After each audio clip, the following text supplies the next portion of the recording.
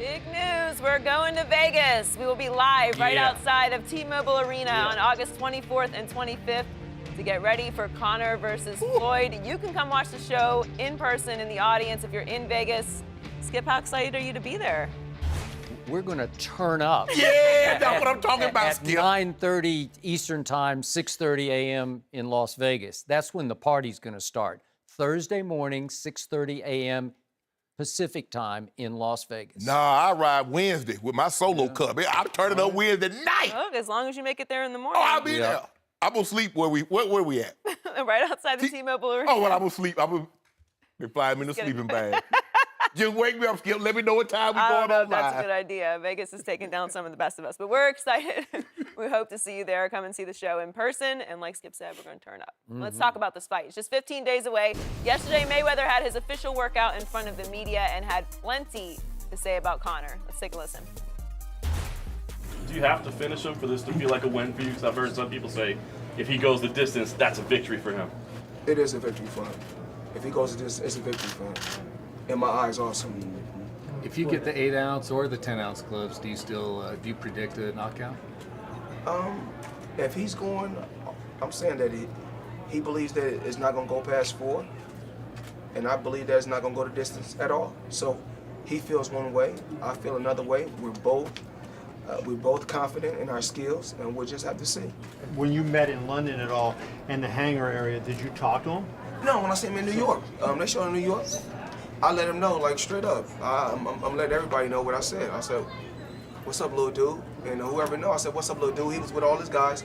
And at that particular time, I was just with all my female friends. You know how, you know how I say, having one is too close to having none. So I had about four of my girls.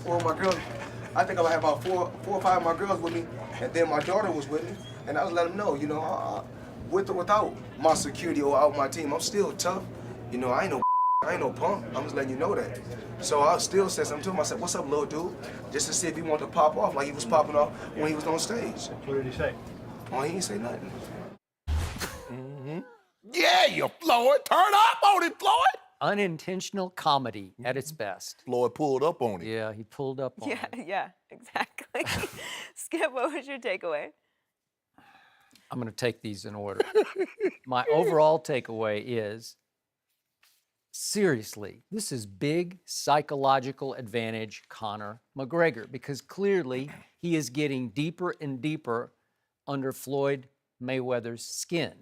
So let's go back to the if it goes the distance. Well, obviously, I agree with Floyd. I don't know if he really believes this in his heart of hearts, but if it goes the distance, George Foreman made this point a month ago. It's a disgrace for Floyd Mayweather. I mean, he's what a lot of people say, greatest pound-for-pound fighter ever, greatest defensive fighter ever. You would let some MMA refugee take you 12 rounds? Really? It'd be a disgrace. It would be a taint on his resume, even though it would go to 50-0. You couldn't dispense with this guy.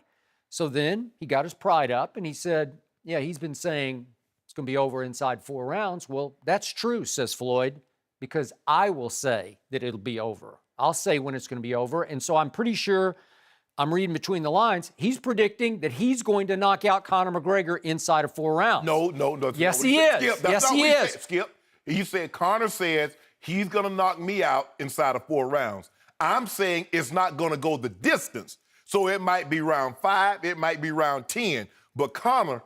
But he says it'll end in 4 because I say it ends in 4, meaning I'm going to end it, not him. No. Shannon. That's okay. You're getting in deeper and deeper hot water. It's okay. It's okay. But clearly, if in fact Floyd thinks he could end it in 4, that would require Floyd Mayweather to immediately engage in high-risk, high-reward, hand-to-hand combat in the middle of the ring, right? Yeah. You're going to have to take the fight to him. Yeah. He said the other day, I'm going to take it to him. Really? Advantage Conor. That's really his only hope. If it goes 12 rounds, there is no way the judges are going to reward Conor McGregor, some MMA fighter, with a decision over Floyd Mayweather in Floyd's backyard in the T-Mobile Center in Las Vegas, Nevada, which Floyd basically owns and runs. I'm sorry, it's not going to happen. that part is already quote unquote rigged. Cannot beat him in his backyard if it goes to the judges. So Conor's only hope is to get Floyd out of his comfort zone into fisticuffs, man. Let's throw down, middle of the ring. Let's see who's the biggest and baddest here. Little man? He called him a little man? Little dude? Really? Mm-hmm. So to me, Conor McGregor's already winning the fight psychologically because he's getting him to think about engaging. Now, I don't know if it's just, sort of spy versus spy here, if it's just some strategic psychological warfare on Floyd's part, if he's trying to plant seeds that I'm going to come after you when he's really just going to run, duck and run, which is all he's ever done his whole career. Last knockout, I point out, 1999. Don't worry about all that. Yeah. When was his last loss? He never lost, Oh. and I'm not sure who he ever fought in their prime. Somebody who was really dangerous. I thought it was going to be Manny Pacquiao, but of course he had torn his rotator cuff 3 weeks before that fight. So Beat De La Hoya. That was a shell of De La Hoya. Come on, that was the end to him. Shane Mosley. Zab Old. Super How old Junior. was Shane at that Chop point? Chop Like Corley. 30? Wasn't he 36? John Bay Mitchell. Oh, Arturo please. Gotti. Oh, please. They were all at the end of the line. He caught him on the way down. What'd you want Floyd to be, 60? That's fine. I got it. So now Conor is catching Floyd on the way down at 40, which brings me to this weird story that Floyd told about how Conor so got under his skin. Remember, this is Floyd Mayweather. This is a guy who's 49-0. This is the greatest defensive fighter ever, who's been around for a long, long time. And you let some little MMA guy from Ireland get that deep under your skin by calling you the B word, that you felt like that you had to go confront him with 4 or 5 of your girls and your daughter. Now, that's a weird mix. 4 or 5 of your girls. You traveled 4 or 5 of your girls and your daughter. Yeah. And you felt the need to go prove to, hey, little dude, you needed to go prove to him your heterosexuality and your virility, because he called you the B word, among other things. And so you have to go prove to him you got 4 or 5 girls with you. Wow. No. Boy, no, that's bold, Floyd. No. Skip, stop. Well, that's what he was doing. I'm just telling you, that's what that comes off as. Yeah, he had a few of them things with him, and he didn't even take his team. Now, I've seen Floyd out.